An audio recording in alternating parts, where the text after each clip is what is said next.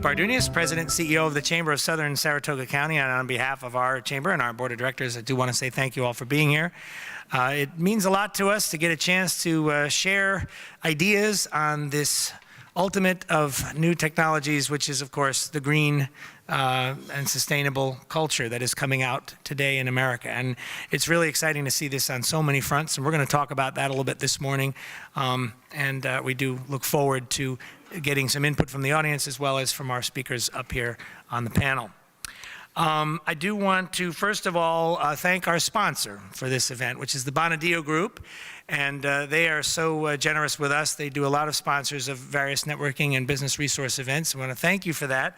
And I do want to ask Alan Walther, who's the managing partner of the Albany office for Bonadillo Group, to please come on up and share a few thoughts with us. My name is Alan Walther. I'm the Albany office managing partner of the Bonadillo Group. The Bonadillo Group is a business advisory organization that consists of Bonadillo & Company, LLP, which is the 54th largest CPA firm in the country, as well as various affiliated organizations providing financial planning, information technology, business valuation, and various other financial services. The Bonadillo Group in Albany consists of 10 partners and 57 staff. 4 of our partners live right here in southern Saratoga County. I myself live in Clifton Park, and several of our staff members as well live in southern Saratoga County. We serve clients in a variety of industries, including healthcare organizations, nonprofit organizations, construction companies, closely held businesses, and state and local governments. We're proud members of the Southern Saratoga Chamber of Commerce, and we're very happy to be a sponsor of today's event, and I'm looking forward to hearing from the panelists. Okay, so why are we here? We are here because we want to find out, does sustainability really matter to my business? We hear that word a lot, right? I mean, it's probably almost a cliche now. You hear sustainable this, sustainable that. What does it mean? Does it really help you? Is it going to help your ROI? Why would my business want to do this? We really feel very confident that there are very good reasons to involve your business in a sustainable effort and to be taking advantage of these technologies. And we're going to start to talk about that right here and right now. So first of all, let me introduce the folks that will be speaking to you this morning. On our panel, we have, first we have Ryan Ellsworth, President and CEO of Audubon International. Ryan. And we also have Brett Stevens, who is, I got to read all these accolades here, Lead AP, BD&C, MBA, Business Development Executive of BBL Division. So thank you both for being here this morning. And our moderator this morning is Joe Berman from Price Chopper. Joe is the Director of Corporate Responsibility for Price Chopper, as well as a member of the Board of Directors of the Chamber of Southern Saratoga County. So Joe, it's really great to be working with you. Joe's vision is to see us be the leading green Chamber of Commerce, and we are going to do our best to make that vision come through. So Joe, why don't you come on up?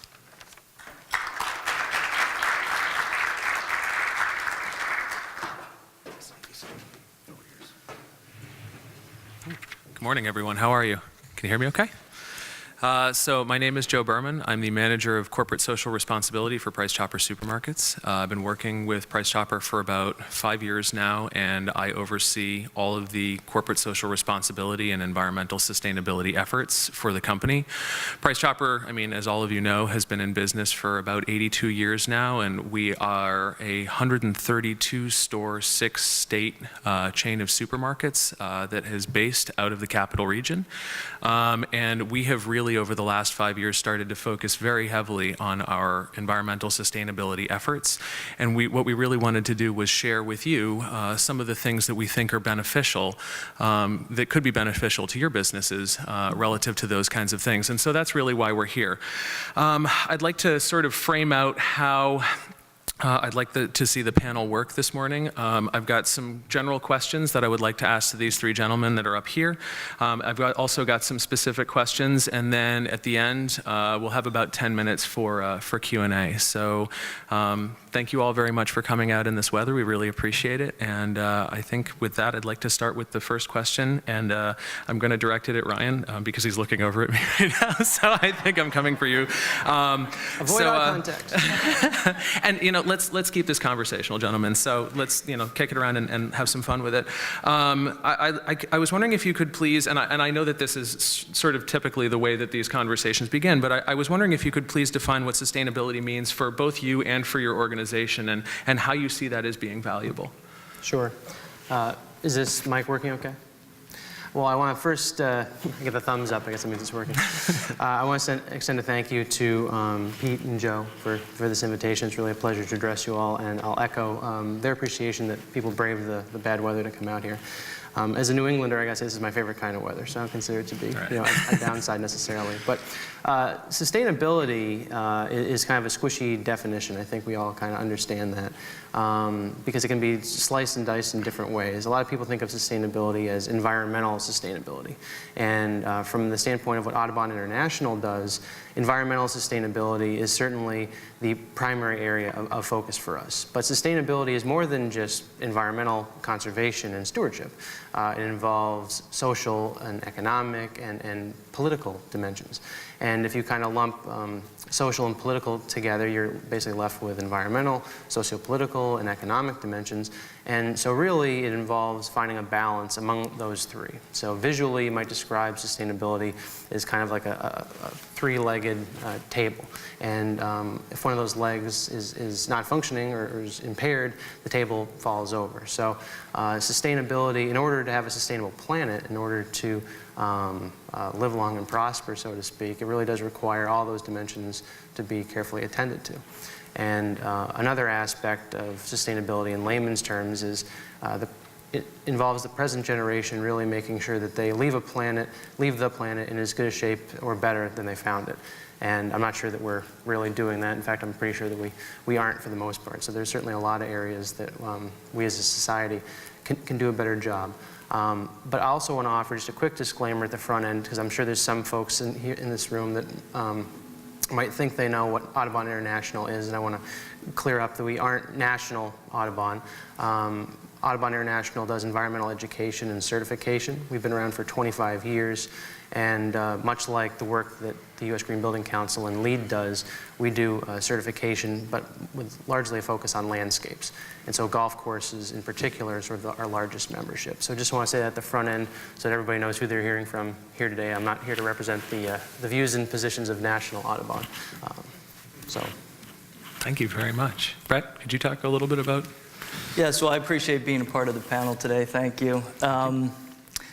Sustainability, at least for myself, I've been working on sustainable projects across the country and overseas for almost 15 years, and that looks at the built environment, so the real estate, but also large-scale health and safety projects and all sorts of those types of projects as well. So at BBL, because primarily we're looking at the built environment and construction projects, not only in the capital region in New York State, but across the country, we've integrated sustainability into our company in terms of awareness, education, training for our employees, and then into some of our local projects in terms of real estate, but also through the processes of how we look at projects, how we work on projects for clients in the very early stages, and then implementing those sustainable practices within all of our projects across all of our different portfolios of work across the country. That's fantastic. Thank you very much. Pete? Sure. Well, from the Chamber's perspective, first of all, I could say ditto, okay. But Ryan and Brett have said, yes, we were all for that. But there's more to it from our perspective in that, okay, sustainability is yes, it's environmental stewardship, it's socially conscious, et cetera. But we also believe that it's very important that these things be able to pay for themselves and that there is an economic component to this, okay? Because one of the things that happens a lot of times is and it's not just about environment. There's these great initiatives all the time. They come out, the government throws money at something, and they build some nice new building or this or that, then the grant runs out, and then what happens? Then you've got an empty building or a program that stopped, and unfortunately that happens all too often. So where the chamber comes in is that we want to see these things survive and thrive. And so we're here to help make the economic case that businesses, yes, there may be grants to help things get started. Right now, certain solar programs and other types of energy programs, grants help make that happen. But once they're in place, they're going to help push the economy forward, and they will be a viable business case and model that can be used well into the future and bring costs down. So that's where we look at it. Okay, I promise that response was not a plant, because thank you for the perfect non sequitur into my next question. I really appreciate that, because this is really where the conversation, I think, comes down to brass tacks, because this is about the business case for sustainability. So my next question to all three of you gentlemen is, an optimized and lean approach to organizational management contributes significantly to the overall sustainability of a business. How do you lean your business to achieve increased profitability and performance? And I actually would like Brett to answer first. Okay, so I found this question very interesting, because usually when you talk about lean, it deals with the manufacturing industry, and it's now trickled down into other industries. And so we are very well versed with lean construction at BBL. Clients look for that process in not only our typical construction projects into whether it's banks or some of our hotels, but also in the medical industry and the higher education industry. And so really what we focus on when we look at lean construction in terms of that philosophy is improvement typically on more complex projects, uncertain, maybe geographical areas or uncertainties within the overall project, and then projects that need to be executed very quickly in a different time frame than we typically would look at in traditional design build projects. There's also something that's very unique within lean construction called production management based project delivery system. So it's a very complicated type word, but it really emphasizes reliability, value, and the efficiency of time within lean construction. So what's interesting is there's a lot of overlap within the idea of lean and sustainability. And so where you start to really dig into lean construction, and I'll talk about this later in one of my other answers, but there's a lot of philosophies of lean construction that also go into very holistic, sustainable projects. It's the same type of philosophies. So for us, this blend is, it's united. It's very intertwined together. So it's for us, it's flawless execution of all of our projects.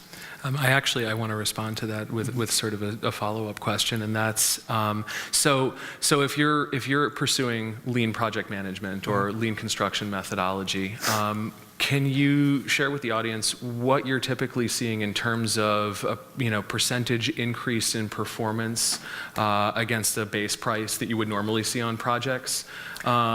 Because my understanding is that not only as you're leaning your project, not only are you optimizing sort of the business case for it, you're really reducing the cost to do whatever it is that you're doing, and simultaneously you're producing less waste, which obviously reduces the environmental impact of whatever it is that you're doing. So could you talk about what that percentage savings threshold is, either in terms of decreased cost or in terms of decreased material use, that if anyone in the audience was to follow that methodology, they could anticipate seeing replicated in their projects? Well, it follows kind of a similar thought process of sustainability, and in the sense that our different business sectors are very proactive at getting into the project and with the client as early as possible, because one of the things that we find quite often, not only looking at these types of projects but also sustainability-based projects, is that if we're involved, even midway or late, the ability to change things within the project are very difficult, hence larger cost increases. So we really try to get in there almost as a consultant, subject matter expert in that facility that we're delivering to drive the process so that the clients can see whatever the return on investment is. Obviously, dependent if it's a college or university that's going to hold the building for 50 to 100 years, their ROI is going to be a lot different than a developer who's looking at a project that only intends to hold that building for 7 years. So when we start to look at the return on investment and what those are, I think dependent upon the client, that's looked at differently. So we just try to, our whole process is to get in right at the very beginning so that we can maximize that return on investment as much as possible. So it's hard to necessarily quantify an amount of what that would be. I think you compare a hotel to a hospital to a parking garage, you're going to have different ROIs depending upon whatever the process you take. That's a very subtle and very nuanced answer. Thank you very much. It's hard to, I can answer later on the sustainability. There are upfront costs. Mm-hmm. There's upfront costs for lead projects, but what you have to do is you have to take those upfront costs and then figure out what your return on investment is and see, does it make sense to have something that's a payback of 15 years, or do you want something that's going to be 5 years? And then in a business focus, drive those initiatives. That makes sense. Absolutely. Ryan, could you share your perspective? Well, I would echo a lot of what Brett said, that it's absolutely true that the more proactive and the more, I guess, front-end focus you have, the more efficiencies can be gained. We have programs that work with existing facilities. We have a program that works with new developments, and in the case of the new development, our signature program, the data shows that the performance is dramatically, increased when you get in at the ground level when a project is when earth is first being moved. That's not to say, though, that you can't have significant operating cost reductions and other economic efficiencies at an existing facility, sort of working around the margins. One of the ways that, so we obviously, as a pseudo consultant in this, we help our members achieve these gains, and one of the big ways that they do that is through operating cost reductions in the form of reduced water for irrigation, reduced energy. In the case of a golf course, you have a lot of times dozens of acres, if not sometimes upwards of 100 acres in out-of-play or non-used areas that are being maintained as turf. And so we work with the superintendent to say, well, why are you maintaining these areas in turf? Well, that's kind of just the way we always did it, so it seems like the way we're always going to do it. And then if you can convert that to a naturalized area that requires less active management, it's less labor costs because you're not having to hire as many people to maintain that area, less equipment costs because you're not burning through John Deere tractors as fast. So there's really the phrase win-win is kind of an overused buzzword, I guess, or buzz phrase, but there really is an opportunity to have that because it's not the economy or the environment, it's the economy and the environment. Absolutely. And infinite economic growth might not be possible while protecting the environment, but you can certainly have dramatic cost savings throughout the process and certainly achieve significant environmental gains.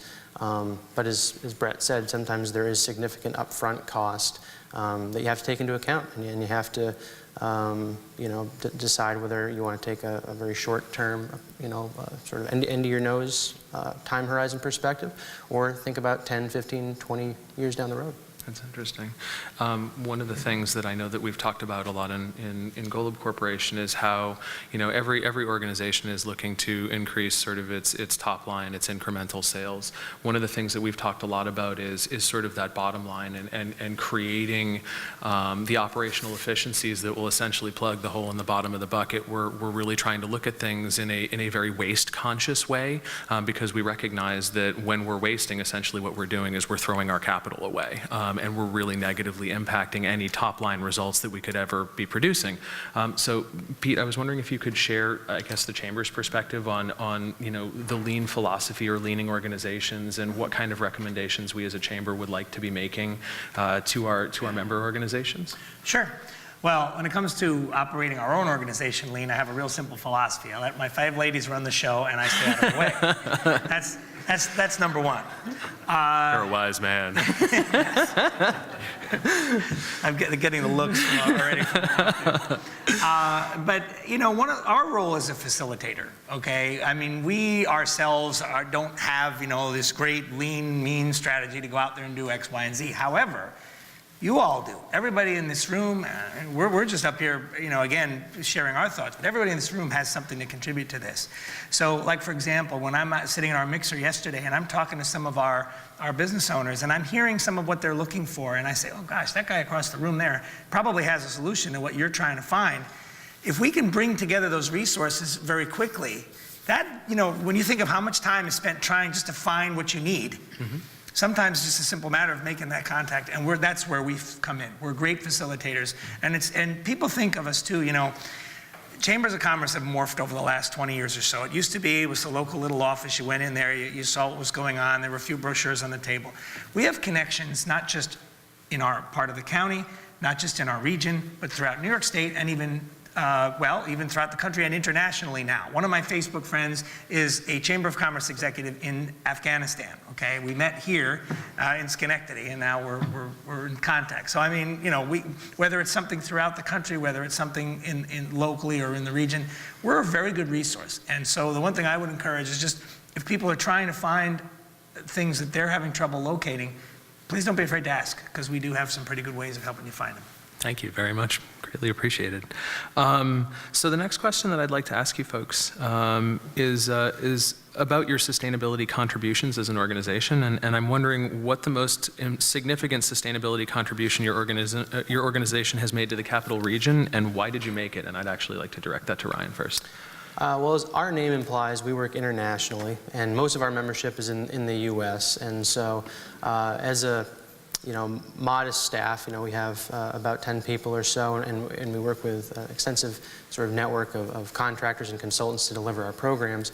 But we work all over the place, and one of the reasons why, and we'll talk, I guess, maybe a little bit about our recent headquarters move to the Troy area. But one of the reasons why we moved from Selkirk to Troy, one of the reasons why I wanted us to do that, was so that we could have more of a presence in the Capital District. We've been, ever since we started, we've been working in the Capital District, and we've helped our members achieve a lot of successes. We have the golf course at Albany, Pine Haven Country Club, the Town of Colonies course, Colonial Acres in Delmar. There's a wide range of golf courses and hotels as well. So we've been doing a lot of work in the Capital District. But our move to Troy was done in large part because I think that really we're just scratching the surface of I'd like to come back in 5 years and field that question again, because I think we'll have much more of a track record here locally in our own backyard to report on. We haven't been neglecting our duties locally, but we have been spread across the country. And I look forward to working with you all here in the future to help embellish on that response in a few years. That was fantastic. Thank you very much. Pete, I was wondering if you could talk about some of the Chamber's successes. Oh, yeah, absolutely. Our biggest contribution is what we call the Community Development Program. The Saratoga County Community Development Program was envisioned a couple of years ago, and it's now entering its third year.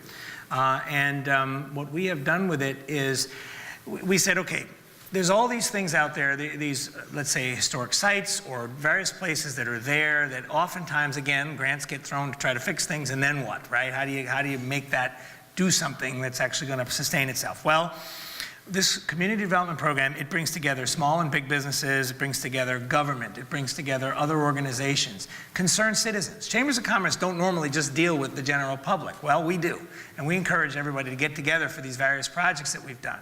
So whether it be doing something like the Oral History Project at the Brookside Museum that is also being coupled with going out there and painting and doing some repairs so that that place can operate itself and stay meaningful 200 years after it was built, okay? Or whether it be to take the old Mechanicville train station, which right now is boarded up and has been sitting that way for decades and is going to turn into a centerpiece for a newly revived downtown in Mechanicville. Or whether it be this Historic Buildings Business Preservation Task Force that we've created, which is, we're still getting it started, but the idea is, again, it's one thing to save a store that may have been around for a long time and now can't hold a tenant because the environmental regulations are such that they can't keep it operational. Okay, I think of the Jonesville store right down the street here as an example of that. It's one thing to save it. How are we going to repurpose it so that it can still be a productive component of our society? Is there a way to keep it operational at some purpose? Maybe it's no longer a food establishment, maybe it's a bookstore, maybe it's something else. But whatever it is, can we do that, and can we do that at various specific points in the community? And as we do a few of these every year, over time, you've made a very substantial impact on your community. So that is our biggest piece to this. That's fantastic. Thank you very much.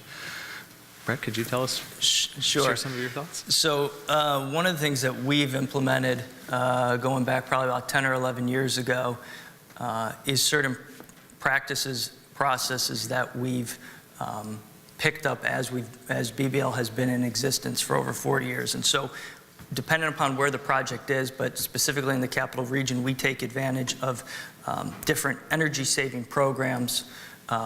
We do different practices like spray foam. We've been using spray foam in most of our projects for over 10 years. Different technologies that we implement that are just built into our projects every day. So they're not add-ons, they're not different things that we figure out what the building is and we add in. It's just built into our everyday project delivery.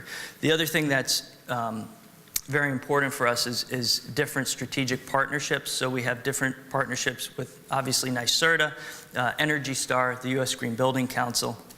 So with those partnerships and with the processes that we do, and because we are looking at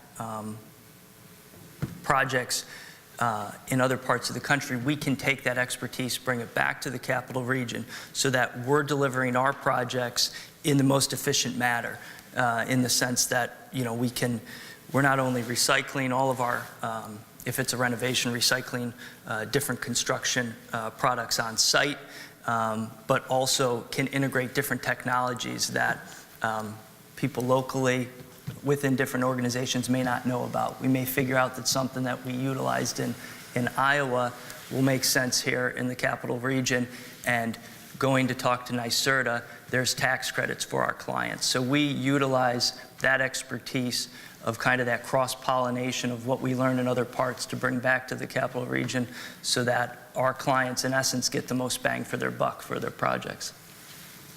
That's a great answer. Thank you very much. Pete, I want to come back to you for a second. We've touched sort of here and there on return on investment and on how sustainability impacts return on investment and how it can improve return on investment for different types of business decisions. And the next question that I would like to ask you, gentlemen, is how does the pursuit of a sustainable approach support an improved return on investment for services that our organizations and that their organizations provide to their clients, and how do we obtain those better return on investments? Well, I think it just makes us think a little smarter. I mean, you know, the bottom line is everything. And sometimes it's just a simple matter of doing what, you know, we all learned when we had our allowance money and wanted to make sure we could buy whatever that latest and greatest thing was. We had to be frugal, we had to think smart, had to be careful where we spent things. I'll give a concrete example of something that we're working on that is, well, it fits in so many ways, the idea of sustainability, from environmentally, socially conscious, and a whole bunch of things. The Chamber is working with a barge company called the Vermont Sail Freight Project, which sailed a sailing barge now with a real sail, down the Hudson River last fall and to farmers markets throughout the Hudson Valley, and eventually ended up at the Brooklyn Navy Yard in New York City and sold an entire load of upstate farm products down there in New York City. Now, Governor Cuomo has said he wants to see more upstate farm products delivered to New York City, downstate. And let me tell you something, a lot of money's been thrown at these ideas, okay? I think the number is something like $1 million. There's been studies done to try to figure out different ways to get products from upstate to downstate. A lot of them involve water transport because there's a certain romance there, and also because water transport, if it's done right, happens to be incredibly efficient dollars-wise. However, nothing ever happened. A lot of money was sent, but no boat ever moved on the water carrying the produce, not in recent history. Well, leave it to a farmer, because I tell you one thing, okay, I'm a New York City suburban kid, and so I'm learning the beauty of dealing with farmers now that I live upstate, okay? These folks are very resourceful. They have to work with very little resources and be able to do things like manage international commerce, because a lot of times if you're trying to send stuff out of the country, there's all kinds of trade rules and things like that big companies have whole divisions to handle. Farmers have to figure it out all by themselves. leave it to a Vermont farmer to put inside of his barn. He started building this barge. Now, he didn't just start hammering wood together. He got a naval architect. They did it right. But he was able to do it. He did it. He got it done. And they sailed that barge down the Hudson River in the first year and broke even. So it was very impressive. It was back to basics. It was lean. It was mean. It was crude and rude, but darn it, it worked. and so our chamber is proud to be a very strong supporter of this, so much so that we actually are the lead applicant on some grant money to try to help them. You know, we'll see how it all works out, but we're trying to help them get started. And our approach is we're going to continue to do what we could do to facilitate programs like this. It's just one example of how many things you can do when you just get back to basics and work it out. Absolutely. So Ryan, can you talk about how the pursuit of sustainable approaches improve the ROI that you're offering your clients? I mean, you've already touched on it a little bit with, you know, sort of repurposing different areas for different utilization and sort of optimizing land use and whatnot, but could you sort of build on it from there? Yeah, well, I mean, to use an example of a golf course that we work with in Florida, there are certain species of grasses, and paspalum being one of them, that can actually be supported using brackish water. And so in the coastal areas of Florida, as you can imagine, there's no shortage of salt water. And so the alternative being, you know, irrigating with metered water that's highly costly. We help them install a system that basically uses brackish water from the mangroves, which again there's no shortage, and the entire course is then able to be irrigated with salt water, and that saves tens of thousands, if not hundreds of thousands of dollars. And we're also working with golf courses in the arid desert Southwest to do the same thing. And so water is one area where, you know, return on investment is immediate. Energy is another. But there's really, I mean, we work with over, you know, 2,000 golf courses. We have 3,500 members that we're working with. And so, you know, the case studies are kind of endless. But to use a local example, Colonial Acres, I'm not sure if anybody here has ever golfed at Colonial Acres and knows their superintendent, Pat Blum, very, very colorful guy. It's the little... Right there. I didn't golf, but we sleigh right there. Well, Does that count? It's still a good term for sleigh riding. well, I love a good sleigh ride. Unfortunately, with winters, not so much this winter, but winters being more and more mild, I'm not sure that the sleigh riding industry in Connecticut's going to do too well these days. But Pat Blum, he's a salt of the earth kind of guy, tells it like he sees it. And you know, I'm not going to lie, when we first approached him years ago about our program and said, hey, you want to join the Audubon Cooperative Sanctuary Program? And we kind of got the eye roll because he was highly suspicious. He's not somebody who necessarily was, in his mind, innately interested in working with us. But he took the leap, and it's not a very expensive leap to make, only a couple $100s. But he's now one of our biggest champions because he's able to save about $5,000 in a $25,000 operating budget by working with us and getting technical assistance from a program that costs him just a couple $100s a year, and then a few $100s more in years where he has a site visit. So it's amazing, you know, return on investment when you think about it. Who in this room wouldn't spend, you know, $500 to save yourself reliably $5,000 every year? I know I would. But there really are lots and lots of examples I could point to, but I want to leave some time for Brett to respond as well. Actually, I want to leave some time for Brett to respond too, but I have one follow-up question that I'd really like to ask you as well, because sorry about that. you touched on something that I thought was really interesting, and that was the decision of the organization that you were partnering with to sort of take the leap and to get on board with a more sustainable way of doing things through work that they were doing with you.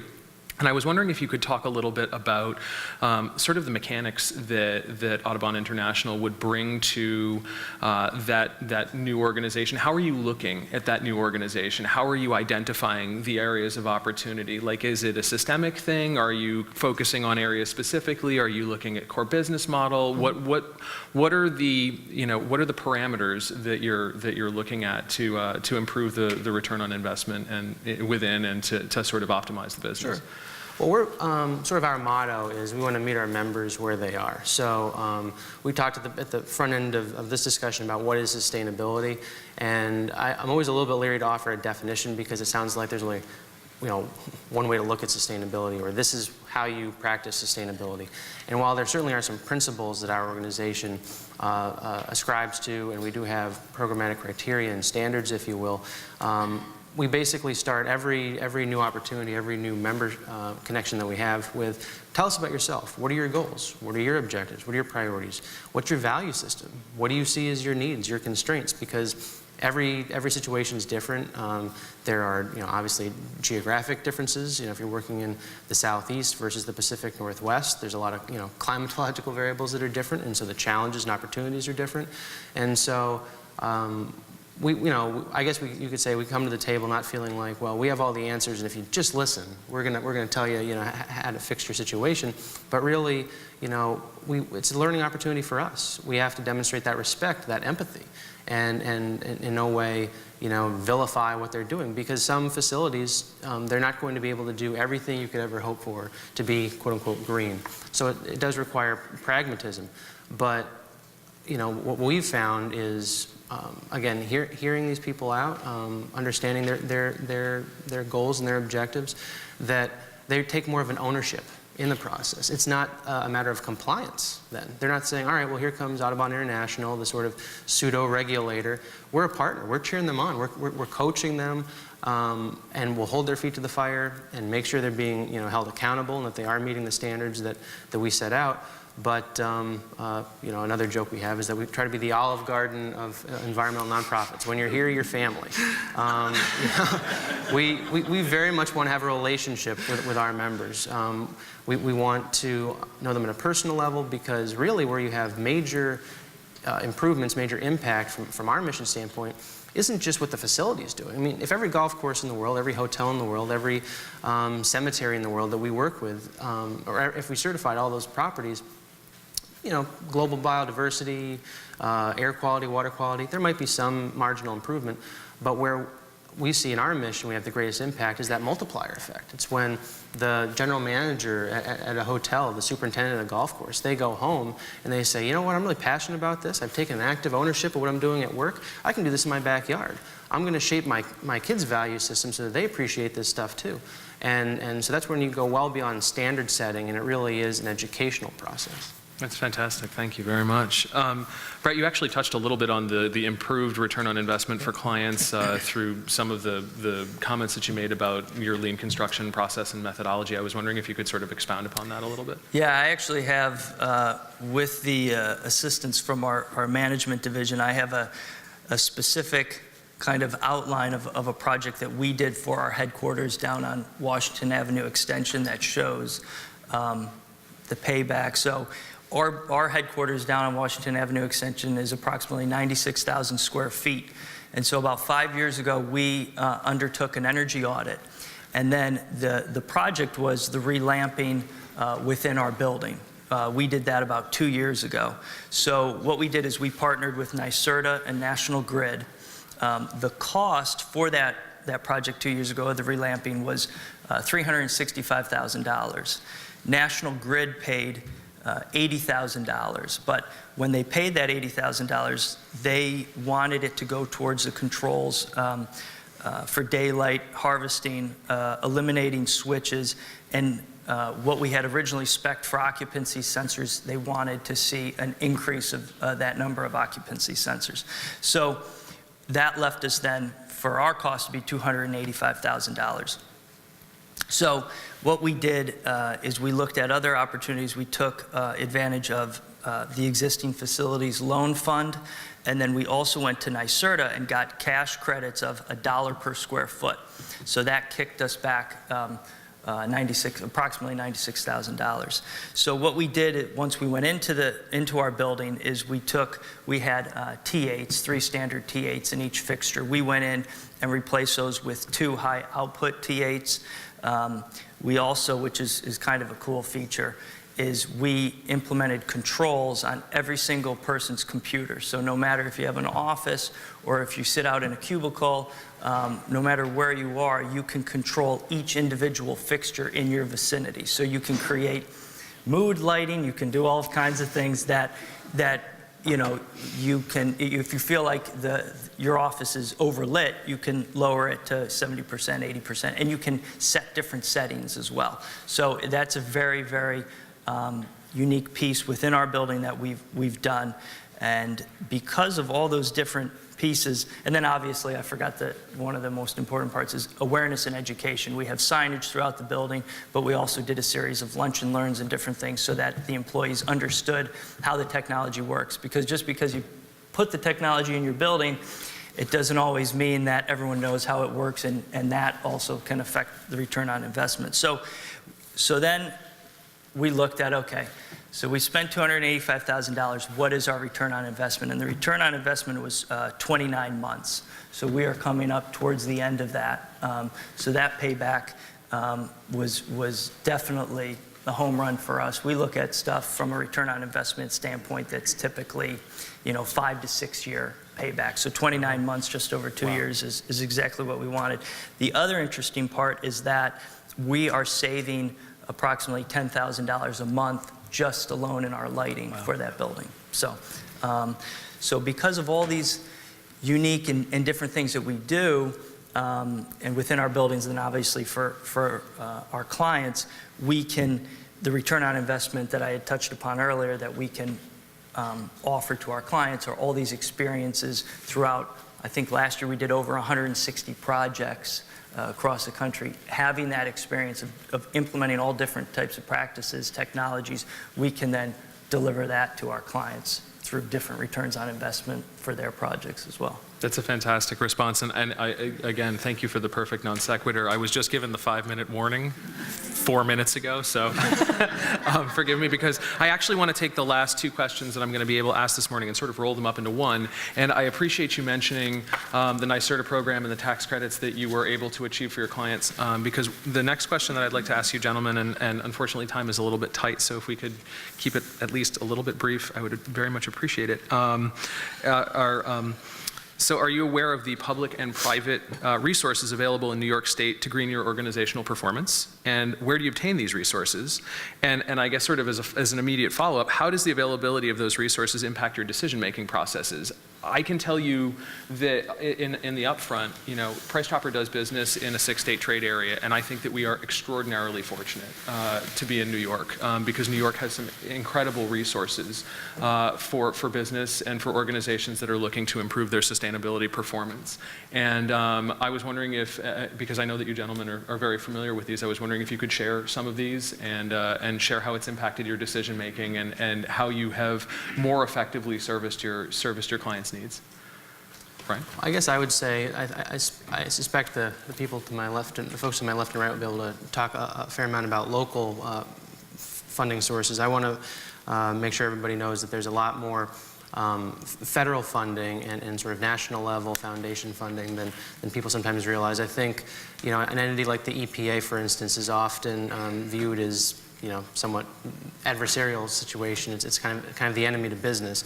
But there's actually, huge grant programs within the EPA, as just one example, that are being made available to private, to the business community. And oftentimes it does require a sort of a partner like Audubon International, for instance, that has the ability to provide oversight of how those funds are being used. But there are incentive-based programs, grant opportunities that exist.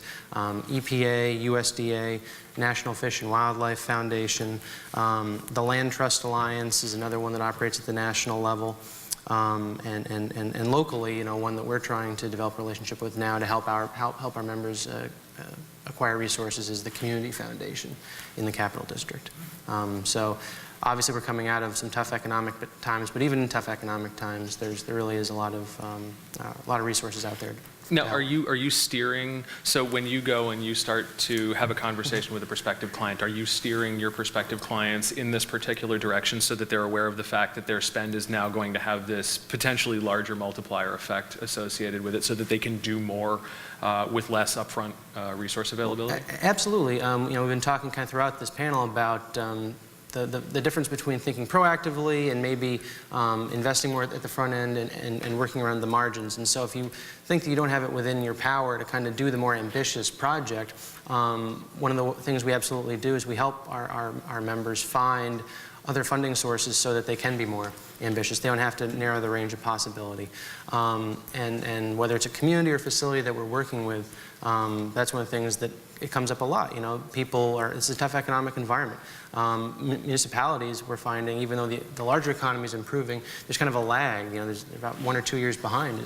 I'm sure, you know, Pete can attest to. So municipal operating budgets are tight, and so we regularly help these communities find private and federal and state grants to help offset the costs of being involved in our program and helping them achieve their goals. Fantastic, thank you.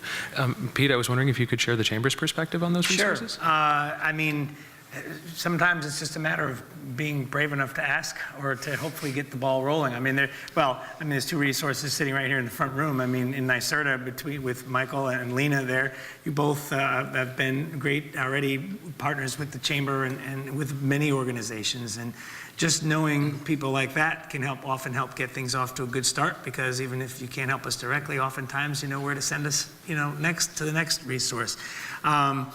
Like Ryan said, federal, national, sometimes local. It's harder in the tougher times, but you never know.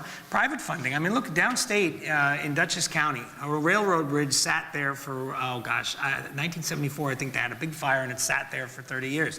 A guy named Rob Dyson, philanthropist, put $20 million into building what's now the largest walkway state park in the world. And it sits across that old railroad bridge, and anybody here can go and bike ride or walk across it. You know, sometimes you have to know where to look. There's private money out there, but you have to have a good case as to why you want to spend their money, you know. The GE Foundation, the Golub Foundation, there's a lot of places where you can go to get dollars, but again, there has to be a good reason for it. But the good thing about all this is that it's emboldened us, knowing that there are resources out there. Again, Chambers of Commerce don't normally go out and do community development projects. Well, you don't even go out there and paint and stuff like that and deal with the general public. Oh, that's scary with the public. Well, you know, our businesses are out there dealing with the public every day. We ought to learn how to do it too. So when we get out there and do these various things, now we're bold knowing that we can get resources behind us to help do something really positive. We're going to change the way our community functions, the way it operates. It's all going to be for the better. It's going to involve more people than ever before. These are all good things. We did a recent, this is a little different subject, but we did a recent drive for veterans. We just simply asked the general public, you know, hey, would anybody, you know, write a $15 check? And people did, you know, so we just did that via the radio. So, I mean, think outside the box, be bold, and try things, and use your resources wisely. We're proud to be one of them as the Chamber of Commerce. So any way we can help, we're going to do it. Thank you very much. Brett, I was wondering if you could wrap it up. Sure. Thank you, sir. So we obviously take a look at local funding sources for our clients, NYSERDA, different programs that maybe National Grid will provide. We also, similar to Ryan, we tap into different national organizations for different funding, so that if we're looking at projects that, for example, like within U.S. Green Building Council. So if we're looking at a project here locally, we can utilize the LEED certification, Green Globes, whatever the client's looking for, and then tap into our kind of the local partners, but also reach out to our national partners that can put us back in touch with who we can talk to locally. So it's kind of that local partnership and national partnerships that we have that kind of circle us back, so that we can bring, whether it's public funding, private funding, to maximize those projects for our clients. So that's really the key of how we do that. And one of the things that we do that's really unique to a construction organization is we go through this, because what you need to understand from the client standpoint is their needs. So we have a very in-depth process that's kind of like a goal-setting program. We call it an eco-charrette, but through that you bring all the stakeholders in, and those stakeholders may be some of the people that represent those local organizations, so that while your client's sitting there, you have those local organizations present, so that the dialogue's happening right then and there, instead of okay, I got to call this guy and then call him and then get an email back, and 6 to 9 weeks go by, when in 3 to 5 days you can have all that information done and then go forward with the project. So that's kind of how we handle that. And that's not only in the capital region, but every local community that we work. Okay. So. Fantastic, thank you. So that actually concludes the panel's questions, and I'd like to take a couple minutes and open up the floor for any questions. If anyone has any questions for our panelists. Earlier it was mentioned the importance of getting projects involved early in planning when it comes to sustainability. I want to know what can we do as a community to start to get that to happen.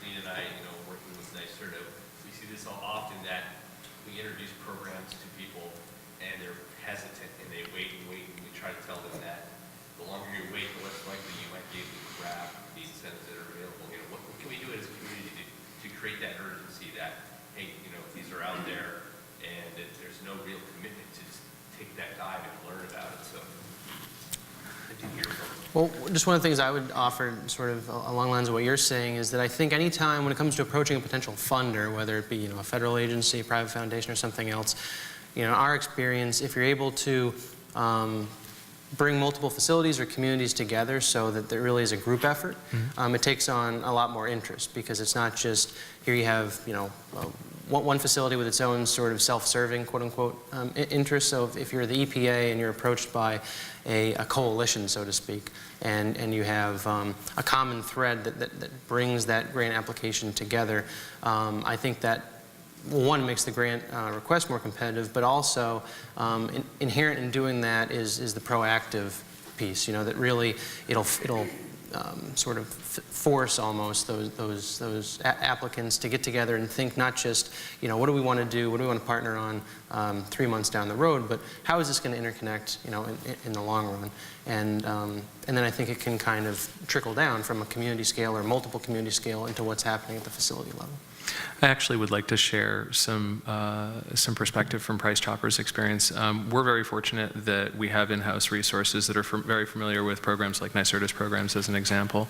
But we make no assumption that other organizations, regardless of size or scale or orientation, are going to have the same level of familiarity or the same resources that we do to sort of get involved with programs like with your organization or with some of the utilities. And I guess from our perspective, if we were to make a recommendation to your organization, I think it would probably be that you get more involved with organizations like these that are actually doing the work, that are going into a client interface relationship where they can essentially sort of shepherd the client through your programs, and they know about it. So then it's less incumbent upon the client to know about the program and know how to navigate them, and more incumbent upon the people that are actually doing the work to guide the prospective client through those kinds of programs. Pete, would you care to share some thoughts? Yeah, I mean, I share Mike's sentiments. As a Chamber of Commerce, the one thing I always find is we're kind of get brought in late in the game too. I wish businesses or people thinking about what they're going to do with their businesses would come to us way in advance. We're thinking about doing X, because, man, there's so many more things we could do if we had the time to figure it all out. Sometimes we're scurrying around trying to help make things happen. A perfect example of that, I'll go back to the barge thing. Okay, these folks built this barge, they were sailing it down the river. I find out about it not long before they were about to start sailing it down the river. They decided they wanted to pull it into Mechanicville, New York. Mechanicville, New York sounded good to me. It's one of our important locations in this chamber. So we rolled out the red carpet for them. They came, they loved that, they kept going, they went downstate. The guy says to me, he says, I was really surprised about Mechanicville. I said, really, why? He says, because that dock and everything was so perfect. It was like it was made for us. I said, it was. It's a barge. It's a barge terminal. I said, you stopped at a yacht club in Nyack, okay? But I mean, that didn't enter into their planning because they never thought about it. Whereas if they'd asked us, guess what? We know that was a barge terminal that was used that way for 100 years and unfortunately has not been lately. So now, thankfully, we're able to do things like, because they liked it so much, we're talking about putting a distribution center in there for the food products and all kinds of things. So getting us into the process early would have helped us do a lot more sooner, but we're getting there anyway because we're pretty good at catching up. Absolutely, Brett. Can you provide some thoughts? Because just to kind of expand upon what you had mentioned, Joe, I think one of the things that I think would be of great value is obviously forming partnerships or working with organizations that are in with the clients early. Because one of the things I see, especially in higher education and working with higher ed clients, is that even when we're in there talking with them from the beginning, not all the stakeholders that represent sustainability are present.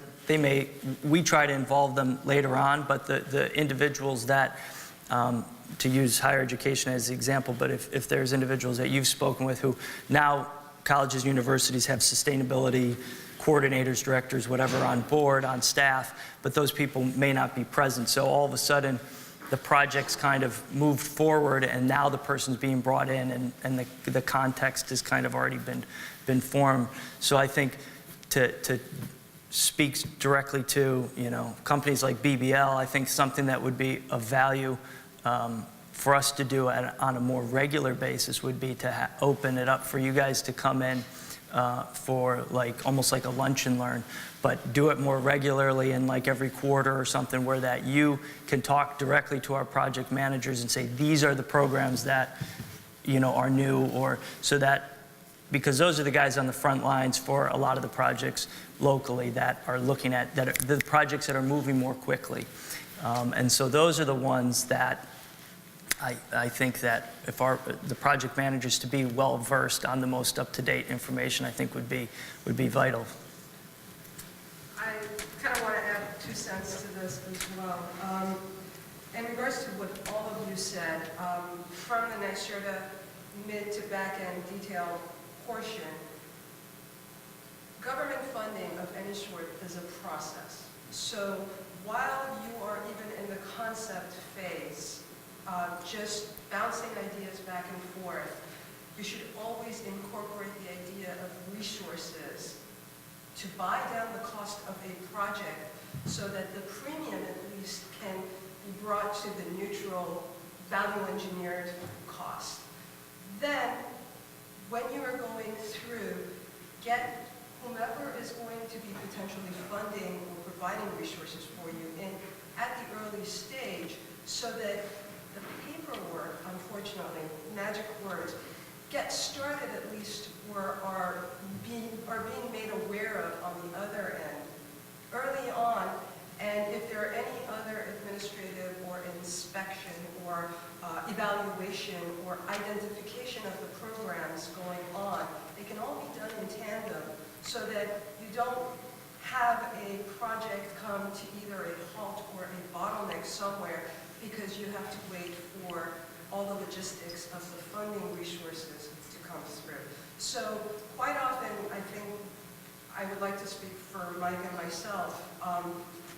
If we can be available to you at any time, and we are, to discuss these projects from a very early stage, even before speaking to the customer, then we can potentially tell you about the types of programs that are available right off the bat, and then we can let you know what is going to be required so that there won't be any bottlenecks down the line.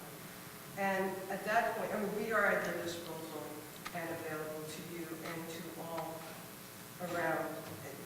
We have various sectors that we concentrate on, but certainly we are there to try and maximize funding for you. It's interesting. I just want to respond to what you're saying. From Price Chopper's perspective, when we're looking to make significant capital investment, whatever that investment may constitute, be it transportation or buildings or energy technology or whatever, our first phone call, typically when we are at that conceptual phase, is to a potential funding source or a potential funding partner, because what we're looking to do as an organization is to do exactly what it is that you're talking about: buy down the cost of the project as early as possible, really understand what the full financial ramifications of our decision-making process constitute, and address the administrative issues from a very early point in project development, so that you never hit that bottleneck. You get really great continuity across the arc of the project, and you get a much more cost-effective end product and just sort of a much more seamless delivery. So to all of you out there that are listening, we would recommend exactly what it is that NYSERDA is recommending as well.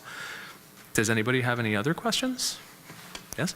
Yes, Michael Hale from the LA Group. Coming in my profession for the last 30 years, largely from a development standpoint, working with and for developers, and working on a planning board on the other side of the table, responding to developers' needs. I have a question for Brett primarily, but certainly I appreciate Audubon's perspective, and that is, when developers come to town and they have a piece of land that they'd like to develop, oftentimes they're looking to put up that office building or pharmacy or whatever it may be, flip it in a couple of years, and move on to the next site.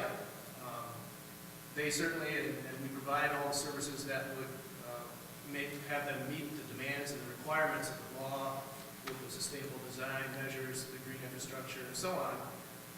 But the question is, what is it that would incentivize, or what is it that they need to hear to get them to go to the next step? What, for example, would have them put a green roof on that pharmacy, knowing that the long-term 20-year period, they're going to save double, but over the short term, they're spending more.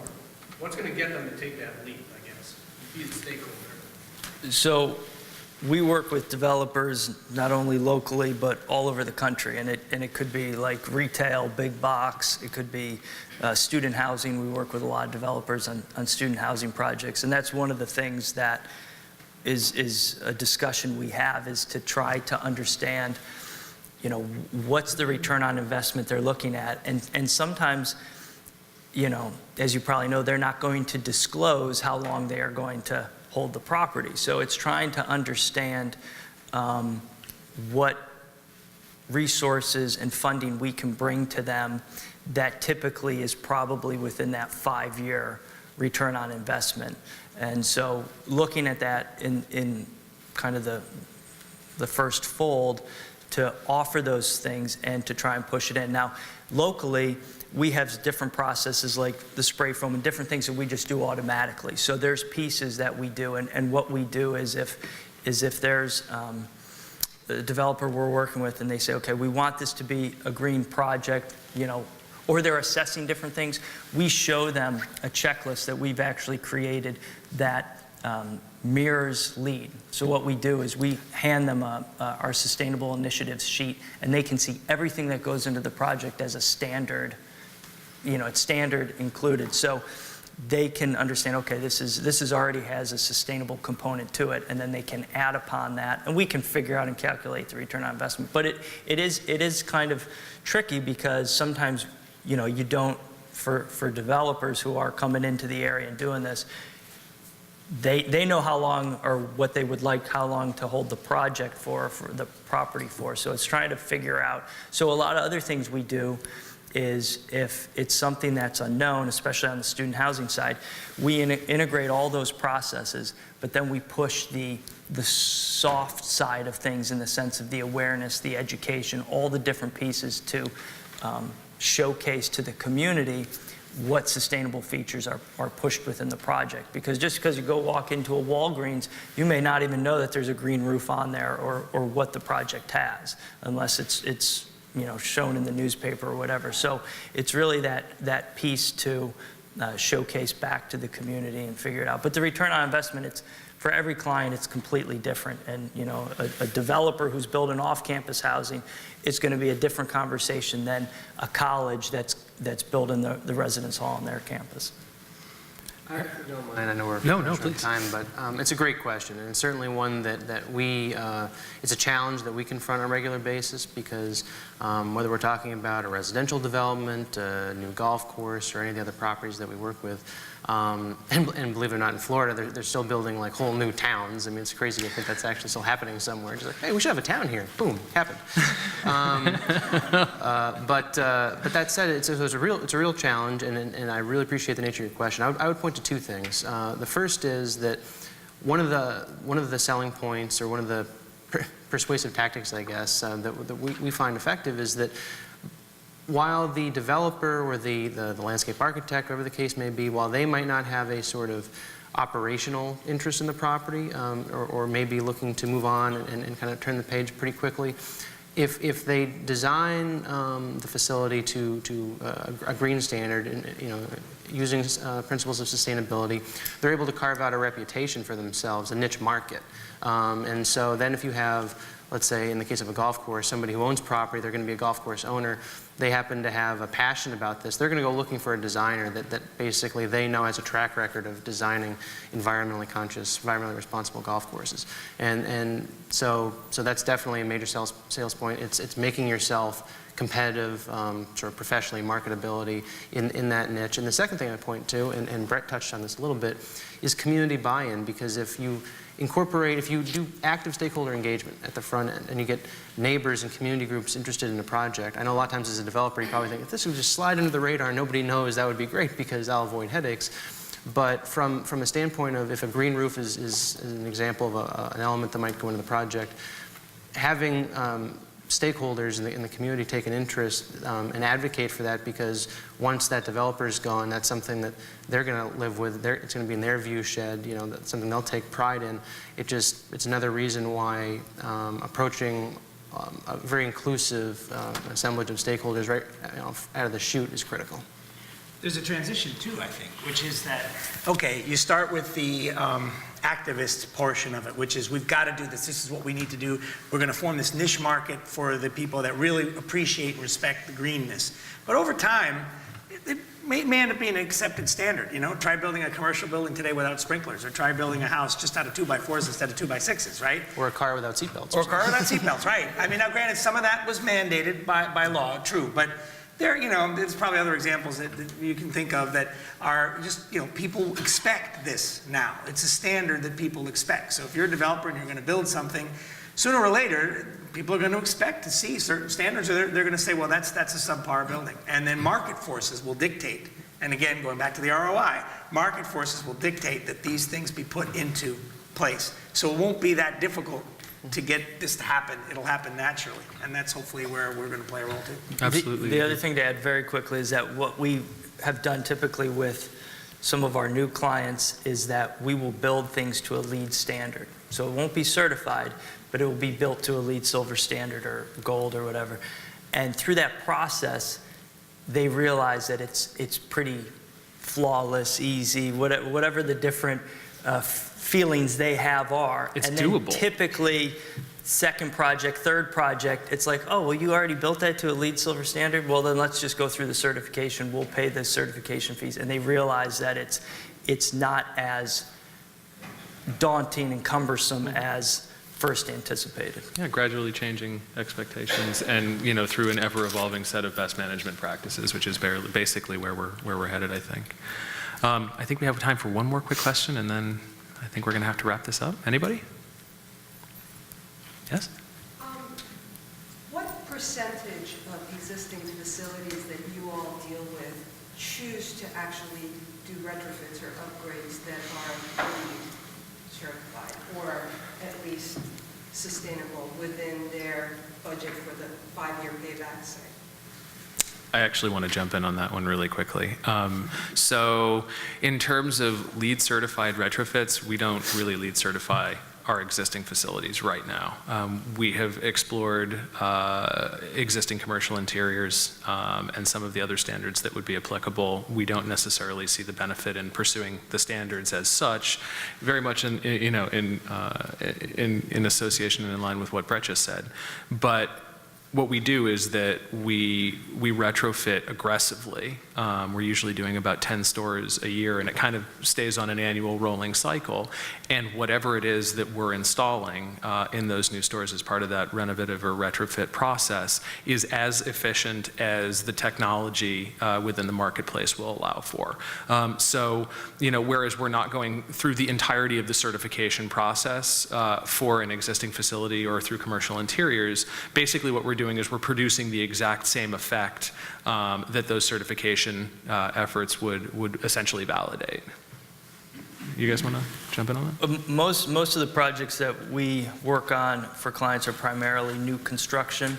There may be parts that are renovation, but because the new construction is over a certain square footage, it is run through LEED new construction instead of existing building. I've worked on a series of LEED EB projects in the past. Typically, we don't see many LEED EB buildings because most of our work is new construction. I mean, while we do renovations, EB is a whole different entity than new construction is, or even commercial interiors or core and shell. So most of the stuff, and similar to Joe, from BBL's standpoint, our pursuit is more aggressively in the retrofits and looking at different programs than necessarily doing, LEED EB certification. But mostly with our clients, I would say probably across the board, probably 50% of our projects are looked at through the client's perspective, either to be LEED certified or built to a LEED standard. We see a lot more projects that, and this is mandated by the client, either through RFPs or different things, that they want LEED built standards. So I think that allows them down the road, if they want, they can then certify it through LEED EB on their own, through their own process and time that they want to do it. I actually want to dovetail one more comment in on what Brett just said. So no two retrofits are alike. All retrofits are scaled appropriate to whatever it is that you're looking to retrofit or to remodel. To do EB effectively, your retrofit typically has to fit within a specific set of performance parameters, and those performance parameters would only be applicable to certain projects, not to all projects ubiquitously for my company, and I suspect probably for a lot of other companies as well. So that's part of the reason why we don't do it. The other reason that we don't do it, and this is very, very candid, one of the reasons why we have been able to as effectively pursue LEED certification for all of our ground-up construction in New York State is because of the program that NYSERDA offers that allows, that provides incentive funding for us to do that. It's a key asset for us to really buy down that aspect of the project and facilitate that decision. There is no LEED funding coming out of NYSERDA for existing facilities. And this is something we've been talking with NYSERDA about for several years now. I think that as soon as that funding sort of makes itself available, NYSERDA will see a significant spike in existing facility LEED certifications, because that really is it's a game changer, I think, for organizations that are looking to move in that direction. So. And I would just add real quick, in the case of our program, I couldn't quote off the top of my head what percentage of our members are also sort of dual designated with LEED. That's a good question. It's actually a statistic I'd like to have, I guess, on hand. But all I can say is that our programs have their own certification requirements. A lot of times, we didn't invent sustainability, LEED didn't invent sustainability, so a lot of times the requirements are very similar. But one of the things I think that makes our program particularly compelling in terms of technical rigor standpoint is that we do recertification. And so it's an ongoing process. Every 2 years, we go back, we do another site visit, we recertify. And I'm not going to disparage LEED in any way, but I think that that's something that really helps ensure that that standard, so to speak, is being maintained, because frankly, there's always a possibility for a regression. Just because at one point in time you did something great doesn't mean a year later you're doing all those same things. So. Absolutely. Pete, do you have any thoughts you'd like to share? Similarly, I don't have any statistics on that either. And again, that would probably be a good research area for us as a chamber to look into. We generally don't hear about those types of things again until after the fact, or the big ones, when Stewart Shops added the solar facilities on the ceiling, or Curtis Lumber did that huge renovation. So we hear about the high-profile stuff and all that. I'm sure there's so much going on that we simply don't hear of as a chamber, and maybe that's one of the things we should be looking at, is because that will demonstrate the need and hopefully help open new funding sources, but also, again, peer pressure. Let's go back to high school again. Peer pressure is a good thing. If so-and-so's doing it, maybe we should do it too. Sustainability is really cool. It is really cool. And on that note, Everybody's doing it. everybody's doing it. All the cool kids are doing it.